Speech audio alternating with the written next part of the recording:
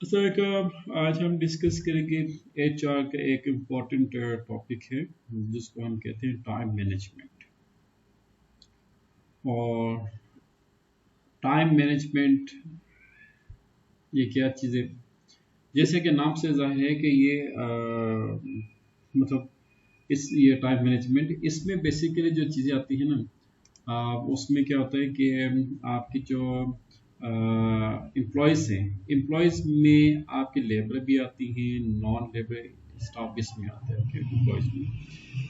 तो एक ऐसा कंप्रिहेंसिव प्लान तैयार करना, टाइम टेबल प्रिपेयर करना जिनमें उनके जॉब आवर्स शामिल हों और उनकी working hours, working times, attendance, absence और जो उनकी लीव्स हैं और जो उनकी मतलब कि आप ये कह सकते हैं कि पार्ट टाइम है, जो भी टाइम से मुतालिक उनकी जो पैरामीटर्स है उसकी जो कॉन्फ़िगरेशन है वो आपकी टाइम मैनेजमेंट में की जाती है। तो अब इसमें आम तौर पे ये हमें जो है ना ये दो तीन चीज़ों को इसमें we have to focus three main points. आपने नाम सुना होगा negative time and positive time management, you know, please.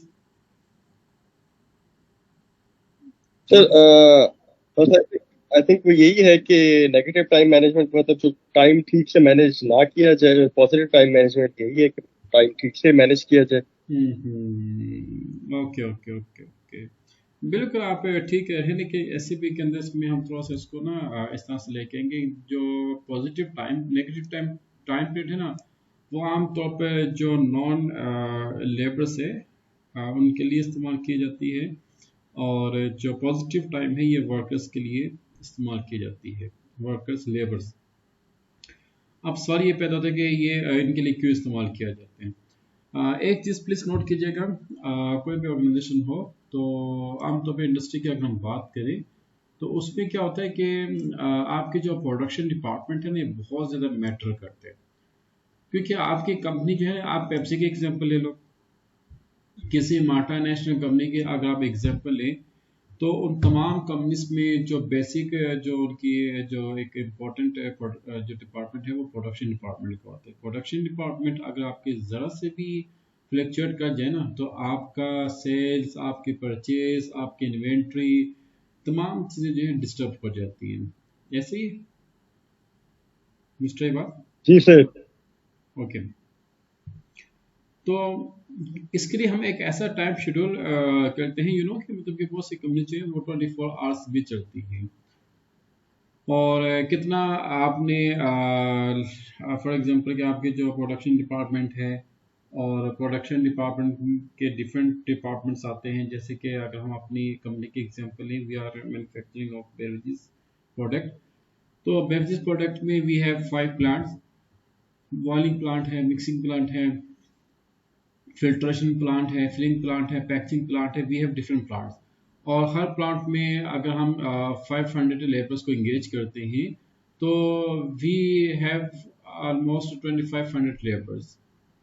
अब 2500 लेबर्स को आप या तो 8 आवर्स में लेके आ सकते हो, या 10 आवर्स में, या 12 आवर्स में, 8 या 12 आवर्स में। तीन, दो शिफ्टें बन सकती हैं, तीन शिफ्टें बन सकती हैं। ओके, और फिर आपने इसमें ये देखना है कि इनमें वर्किंग डेज कौन से हैं, हॉलीडेज कौन से हैं, स्पेशल डेज कौन से हैं, और इवेंट डेज कौन से हैं, और डेली वर्क शेड्यूल इसमें प्रिपेयर किया जाता है, और टाइम पीरियड, शिफ्टिंग, और वर्क शेड्यूल रूल जिसको हम WSR कहते हैं, ये भी आपने इसमें मेंटेन करने।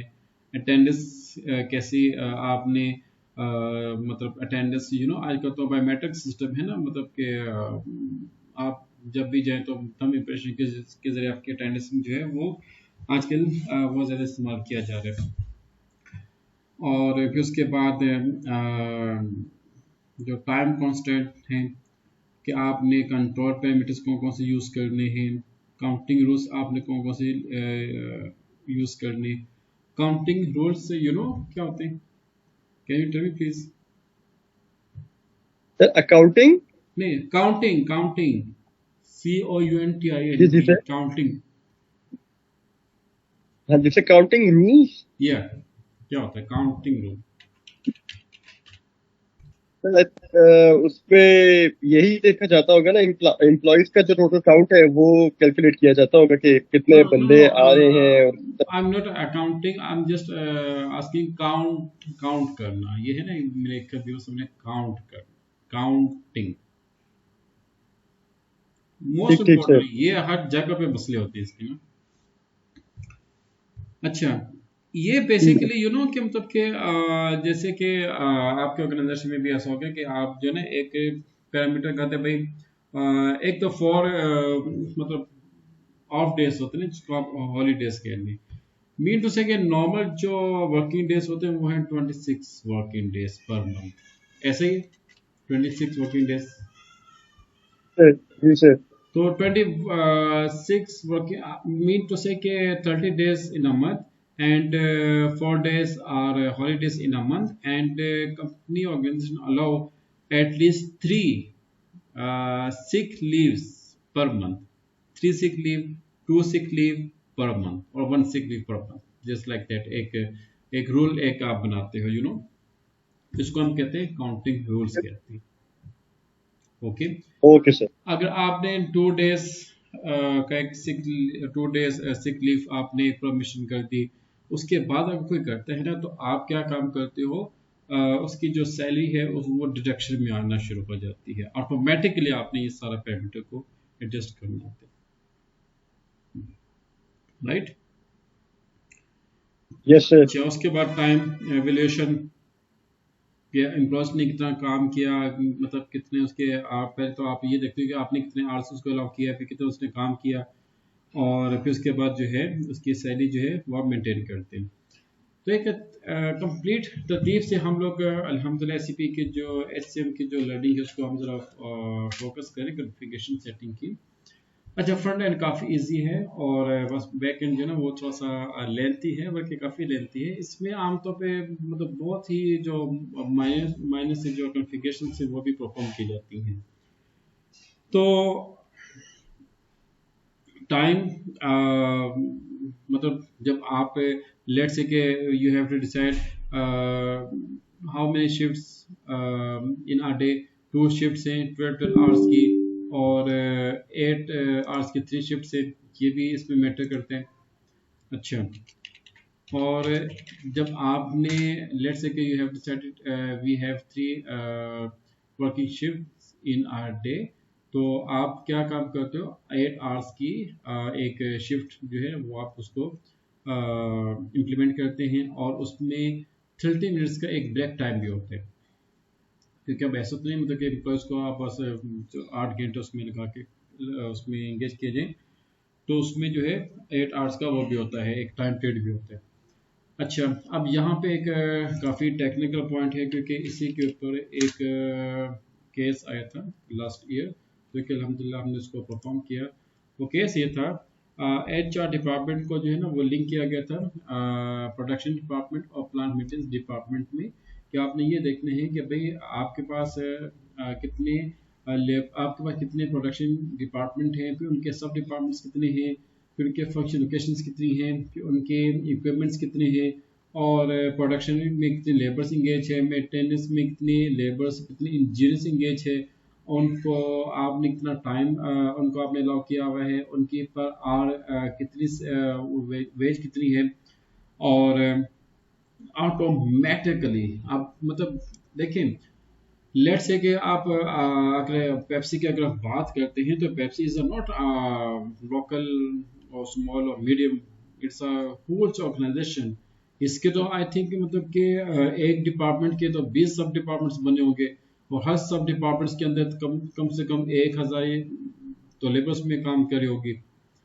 तो आपने हर एक को मैनेज करना है, और सिस्टमेटिकली इस तरीके से आपने सबका रिकॉर्ड को मेंटेन करना है, और उस रिकॉर्ड के बिना पे आपने वो उनकी सैलरी स्लिप को मेंटेन करना है, फिर उनकी पे स्लिप बनती है, फिर आप उनकी पे स्लिप को आगे फाइनेंस डिपार्टमेंट में फॉरवर्ड करते हैं फॉर अप्रूवल, एंड देन जो है रिलीज कर दी, उनको चेक रिलीज कर दिए जाते हैं। ये एक थोड़ा सा आपको सिनेरियो समझा रहे हैं। बिल्कुल सर, बिल्कुल इसी तरह है सर। अच्छा, तो यहाँ पे हमने स्टार्ट किया पर्सनल मैनेजमेंट और देन टाइम मैनेजमेंट। अब टाइम मैनेजमेंट के अंदर, और हाँ वो बात वो आपको भूल गया था। तो आप ये देखें कि जब आपने प्रोडक्शन डिपार्टमेंट और प्लांट डिपार्टमेंट से डेटा कलेक्ट करना है, इंटीग्रेशन आपकी होगी तब भी आप उन डिपार्टमेंट को एक्सेस कर पाएंगे। ओके, तो ये एक यूनिक चीज़ है। इंशाल्लाह ये भी मैं आपको इसी ट्रेनिंग में करवाऊंगा, ताकि आपको एक कंप्लीट, आप एक कंसल्टिंग के तौर पे, आप एक you can say corporate planner के तौर पे, कॉपरेट जो एक होती है ना ग्रुप स्ट्रेटजिक प्लानिंग मेंबर्स जो कंपनी के वो ऑफिशियल्स होते हैं, आप उनमें उनके साथ मिलके कंप्लीट एक स्ट्रेटजी को डिफाइन कर सकते हैं, रिपोर्ट को डिफाइन कर सकते हैं, और जितनी भी सुपरविजन है आप उसको इजीली परफॉर्म कर सकते हो। वो भी हम करेंगे, वो थोड़ा सा कॉस्टिंग के साथ और पीएम और पीपी के साथ आपके लिंक होगा, इंटीग्रेशन वो उसमें भी आती है। ओके, टाइम मैनेजमेंट के अंदर आपके पास है पर्सनल टाइम मैनेजमेंट, ग्रुपिंग, और इसमें आपने ये देखना होता है कि आपके पास जो एम्प्लॉयज हैं, जैसे कि अभी मैंने आपसे बात की ना कि आपकी जो लेबर है या वर्कर्स हैं उनकी शिफ्टिंग क्या है। अच्छा, फर्स्ट ऑफ ऑल ये आपने डिसाइड करना है कि आपके पास एम्प्लॉय सब ग्रुप्स क्या है। You can you tell me what is the meaning of employ group and sub group please, you have some knowledge. Sir I think employ group जो है वो होगा जो मेन डिपार्टमेंट है, और सब जो उनमें जो आगे डिवीजन है फर्दर उस पे होगा। Good, for example, very good, अच्छा आपने किया, माशाल्लाह, वेरी गुड। जैसे कि आपने मुझे आपने एक स्ट्रक्चर वो मुझे प्रेजेंट किया था, दैट वाज आउट क्लास। तो उसमें क्या था कि आपने एक ना डिपार्टमेंट्स को डिफाइन किया हुआ था, फिर जो आपके जो एम्प्लॉयमेंट स्ट्रक्चर है आपने उसको डिफाइन किया। तो वो जो एम्प्लॉयमेंट स्ट्रक्चर है ना, जिसमें एम्प्लॉयज ग्रुप शामिल होते हैं कि भाई एग्जेक्टिव से, फिर उसके बाद मतलब एग्जेक्टिव से या डायरेक्टर से या मैनेजर से, एचओडी से, असिस्टेंट से, और ये जो है ना ये आपके एम्प्लॉय ग्रुप कहलाते हैं। और हर ग्रुप के अंदर जो फर्दर डिवीजन की जाती है उसको हम कहते हैं सब ग्रुपिंग कहते हैं। ओके, मिसाल के तौर पे अगर हम बात करते हैं उनकी मैनेजर्स की, तो आईटी मैनेजर हो गया, HR manager, accounts manager, finance manager, फलां फलां फलां, we have a lot of managers in any organization। तो उसमें क्या होता है कि मैनेजर जो है ना वो कॉन्ट्रैक्ट बेस के ऊपर है, प्रोमिनेंट है, पार्ट टाइम है, या इंटर्नी है, या एज अ प्रोजेक्ट वो काम करे, तो ये उनकी सब ग्रुपिंग कहलाती है। This point is clear. Yes sir. Okay, यहाँ पे आप जो है एक सब ग्रुप भी उनका क्रिएट कर सकते हैं, एम्प्लॉय सब ग्रुप। अच्छा, ये आई थिंक 1 का होगा, हम लेके आते हैं। ओके, हम यहाँ पे लिखते हैं ओ, देखते क्या ये है। ओके, तो यहाँ पे हम लिखते हैं, अच्छा सब managers O B 01 contract base. Okay,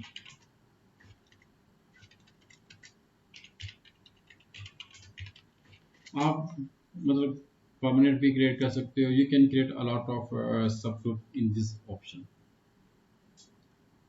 okay, next correct. आपके पास नेक्स्ट आपके पास आ जाता है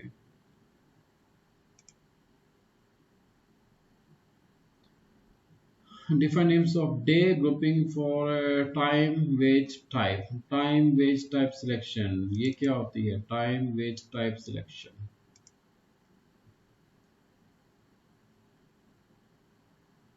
do you have some idea please?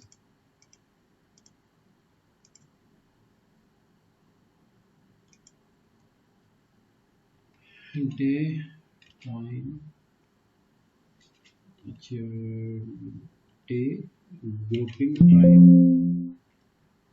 अच्छा, डे ग्रुपिंग टाइम। डी। अच्छा, उनको हम मंथली पे लेके आना है या फिर आप उनको वीकली पे लेके, हम मंथली पे लेके आते हैं।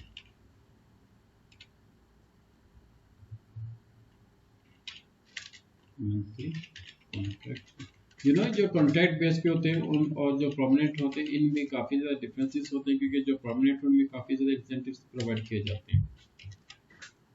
जो कॉन्ट्रैक्ट बेस के ऊपर तो बिल्कुल सर। उनको जो है ना वो बस दुआएं दी जाती हैं। ऐसे ही है सर।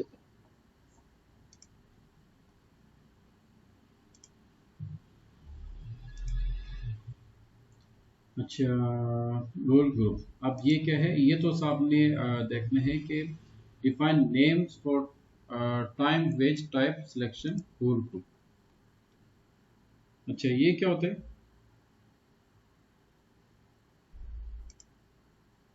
ये सर इसका आइटम्स। Okay, no. अच्छा, वैसे एक बात है, आम तौर पे आपने देखोगे कि हर जो ऑर्गेनाइजेशन है उसका एक अलग से उसका एक क्राइटेरिया होते हैं। फॉर एग्जांपल के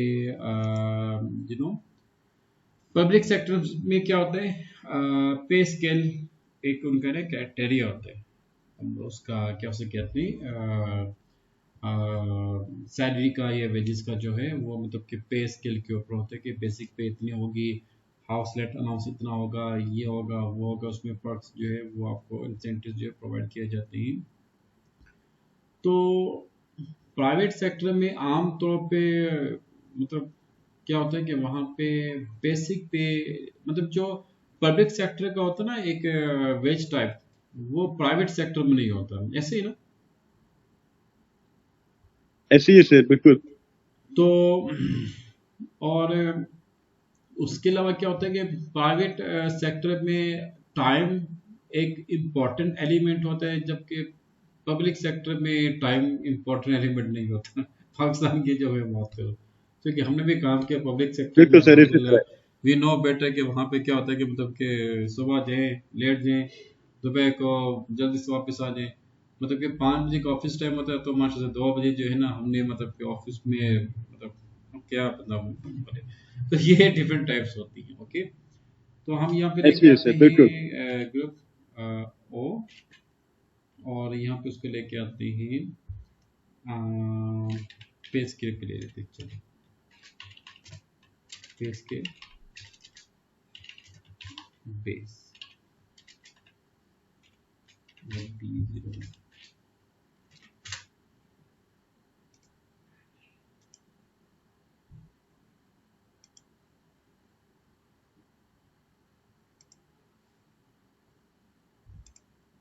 ये कोड प्लीज आप साथ नोट भी कीजिएगा। अच्छा, उसके बाद क्या, डेली वर्कर शेड्यूल, असाइनमेंट और employee group for absence valuation. अब यहाँ पे आपने क्या काम करना है कि मतलब क्या आप बताते हैं कि जो डेली वर्कर्स के लिए हम क्या होते हैं, हम क्या करते हैं आमतौर पे 8 आवर्स जो वो असाइन किए जाते हैं। ओके, ये इसमें ये आपने करते हैं। Employee grouping for absence variation, देखिए इसमें आमतौर पे जैसे मैं पहले बात की थी कि मतलब कि हर कंपनी का एक असूल होता है कि जब भी कोई वो होती है ना एम्प्लॉयमेंट होती है, उसको आप एक मतलब कि वो एक वो क्या उसे कहते हैं, वो क्या कहना चाहिए कि मतलब कि अलाउ, यस अलाउ, आप उसको कहते हैं कि you can have 1 or 2 leave, sick leaves in a month, right. तो उसके बाद जो वो करेगा ना, तो आपने एब्सेंस वैल्यूएशन किस बेस के ऊपर करनी है, क्या पर डे के ऊपर करते हो या पर आर के ऊपर आप करते हो। और बहुत से इंडस्ट्री से ऐसे भी हैं, बहुत सी कंपनी से ऐसी हैं जो पर आर के हिसाब से आपकी जो एब्सेंस वैल्यूएशन है वो कैलकुलेट करती है, पर आर के हिसाब से। बिल्कुल सर, इसी और तरह। ऐसे ही है सर। और बहुत हमारी सी कंपनी भी यही।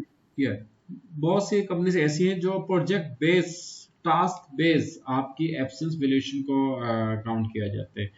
आईटी के अगर हम एग्जांपल लें तो आईटी में क्या होता है कि आईटी में मतलब कि टास्क होते हैं, क्योंकि मतलब मे बी के सम टाइम आपको एक प्रोजेक्ट मिल जाता है, you have to complete within 5 days, within 15 days, within 20 days। Okay, तो आप क्या काम करते हो कि you will engage all members of your development team, your programming team, your project team on that particular project, so that you can complete that project within time framework, because you have to satisfy your client.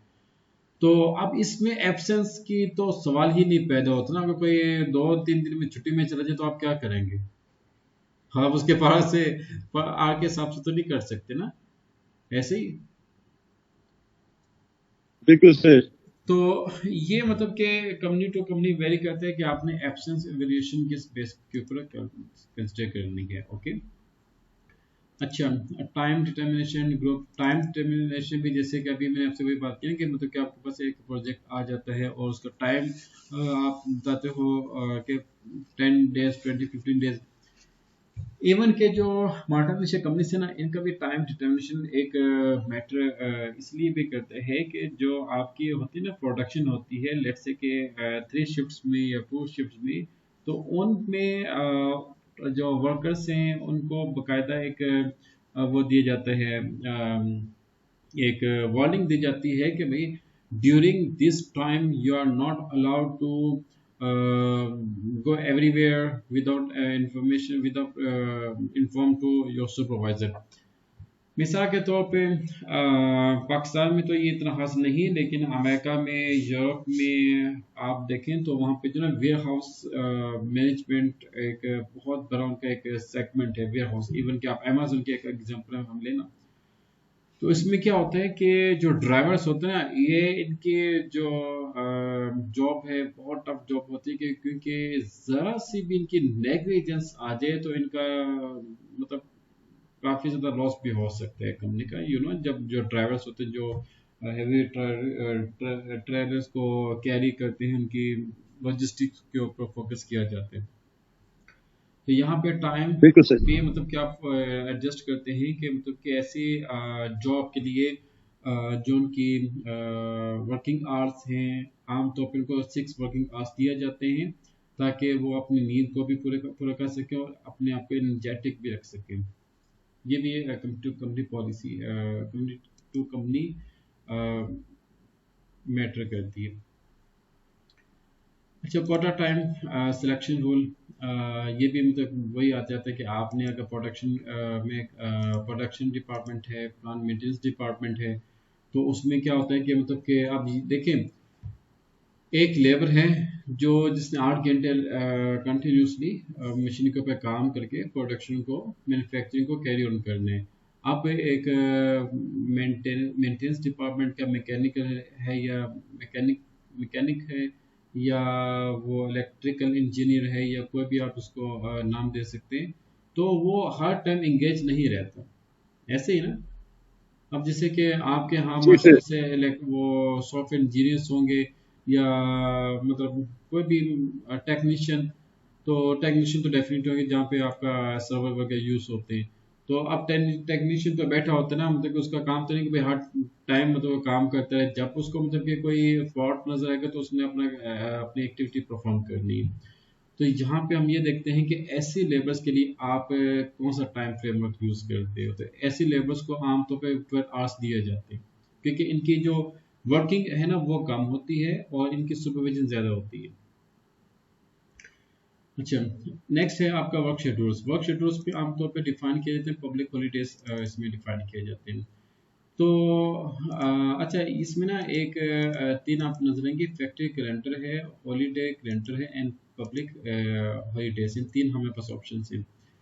Factory calendar क्या होता है? Factory calendar आपको याद है जब हमने अपनी starting जब हमने एससीपी को स्टार्ट किया था, तो हमने एक टर्म यूज की थी, fiscal year version, fiscal year.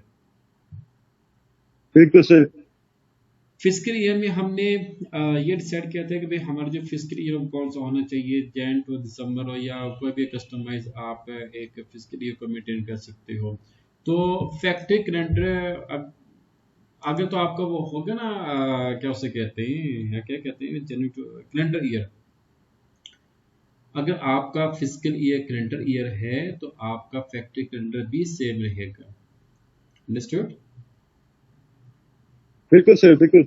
अगर अच्छा, अब उसके बाद क्या है, public holidays and holiday calendar. अब मिसाल के तौर पे यहाँ पे एक कन्फ्लिक्ट आ जाते हैं। अगर तो आपने, अब आपको पता है जैसे कि एक मतलब वी हैव टू कैलेंडर्स ना, एक वो हिजरी है, एक ईसवी है,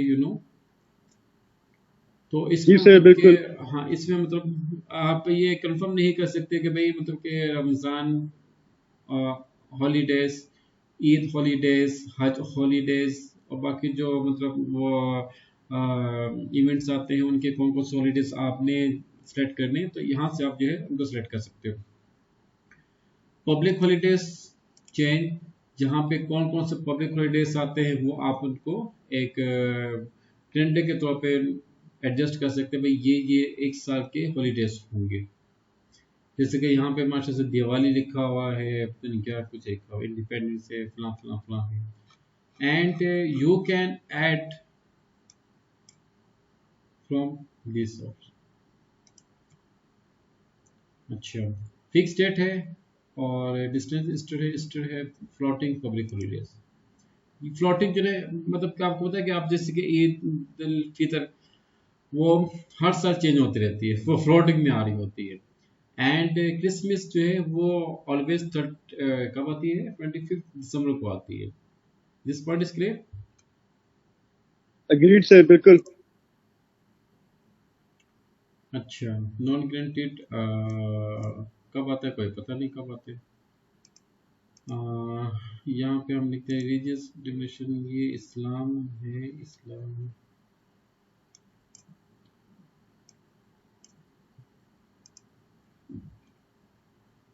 ये इस्लाम हो गया।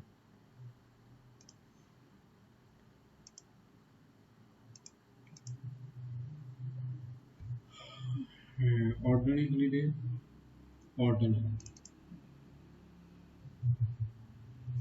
शॉर्ट हॉलीडे नेम, ये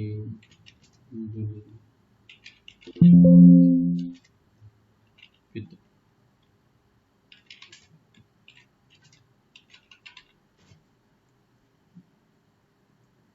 अच्छा, डेट यहाँ पे वो तो गुजर गई, एनीवे 2025। अच्छा, मंथ हम लेते हैं, कब थी ईद, कब थी वैसे, अप्रैल में थी, मार्च में थी? सर आई थिंक अप्रैल में थी। अच्छा, अप्रैल के शुरू में। Okay okay. डे क्या था, डे क्या था, डे क्या था? चले, कोई बीच में मेंशन कर सकते।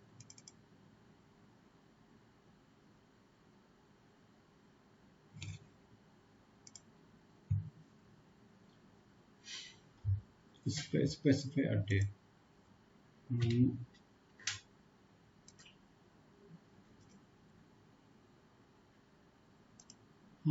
I think once we should complete all SAP SM configuration in backend so that we can work easily in front end. क्योंकि मतलब फिर पहले आप फ्रंट एंड पे आओ, फिर बैक एंड पे आओ, फिर फ्रंट एंड के ऊपर आओ, फिर बैक एंड के ऊपर आओ, तो ये SCM में वो चीज़ नहीं है, क्योंकि यहाँ पे आप एक बार तमाम चीज़ें जो है सीक्वेंसली आप उसको जब इम्प्लीमेंट करते हो ना, तो बाकी जो फ्रंट एंड है वो आई थिंक आपने उसमें हार्डली 5 to 6 जो टेक्निकल चीज़ें वो आपने अंडरस्टैंड करनी है, वो एक यूनिक चीज़ होगी, बाकी बहुत इजी है। उसमें एक इम्पॉर्टेंट चीज़ है, जैसे कि मैंने आपको शुरू में भी कहा था, इन्फो टाइप्स। ऑर्गेनाइजेशन मैनेजमेंट के इन्फो टाइप्स अलग हैं, पेरोल के इन्फो टाइप्स अलग हैं, टाइम मैनेजमेंट के इन्फो टाइप्स अलग हैं, personal development, personal administration, personal क्या था, एडमिनिस्ट्रेशन या परफॉर्मेंस, इन सब के अलग अलग जो है वो है इन्फो टाइप्स है। फ्रंट एंड के ऊपर आपने इस चीज़ को फोकस करना है।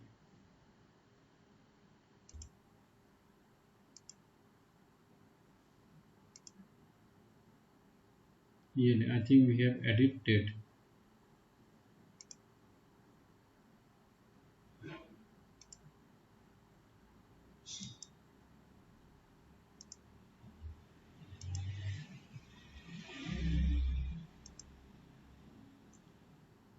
अच्छा, तो ये आगे चेक कीजिए जरा कहाँ पे है। public holidays,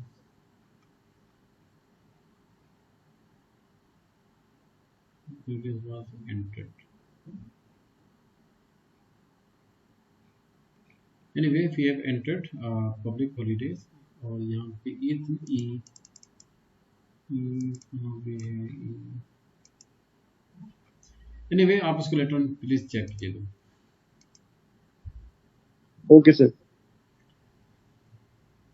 अच्छा, उसके बाद है आपका पर्सनल सब एरिया ग्रुपिंग. ये चीज़ बहुत ज़्यादा मैटर कर रही होती है कि आपका जो वर्क शेड्यूल है ना वो personal sub area area and सब एरिया.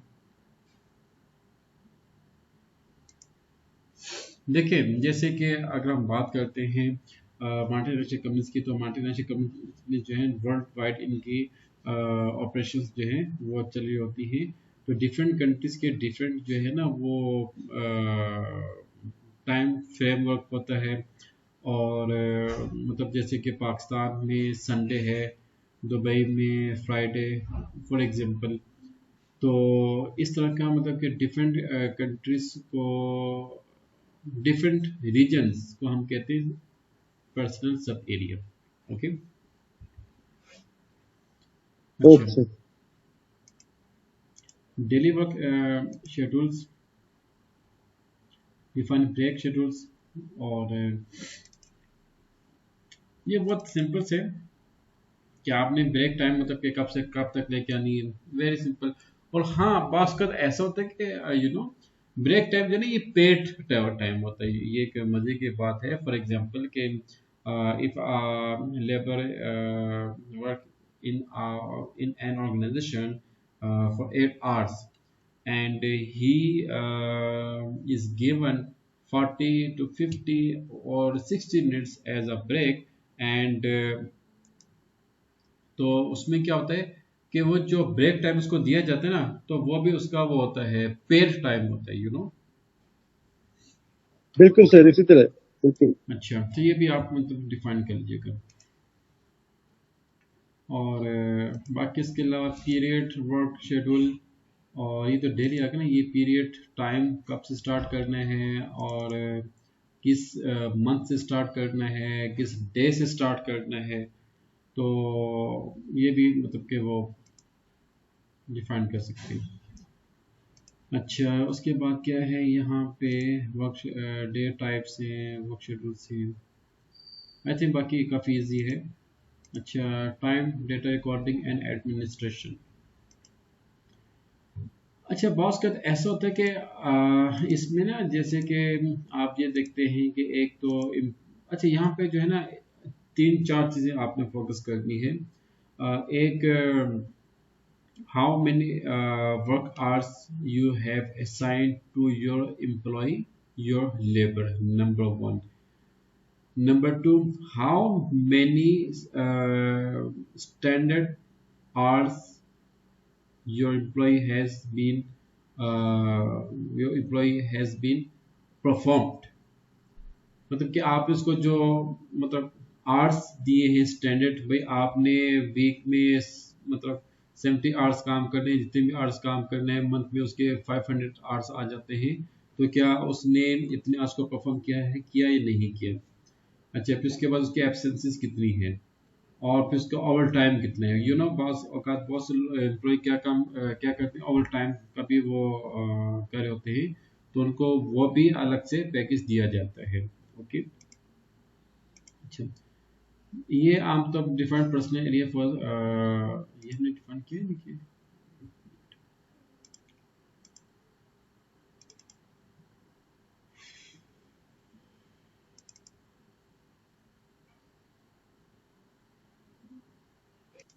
यहाँ पे हम लेके आ सकते हैं, किसको लेके आ जाए,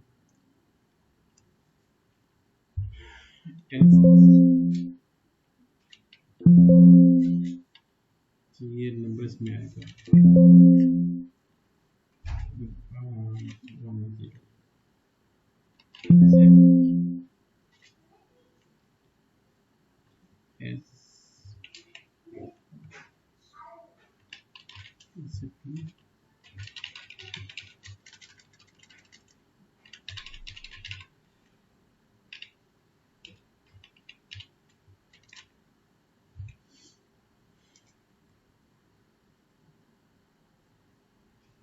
यहाँ पे क्यों नहीं, ओके इंटेंट से। सर ये टाइम क्लास क्या है सर जो 01 सिलेक्ट किया आपने? ये बेसिक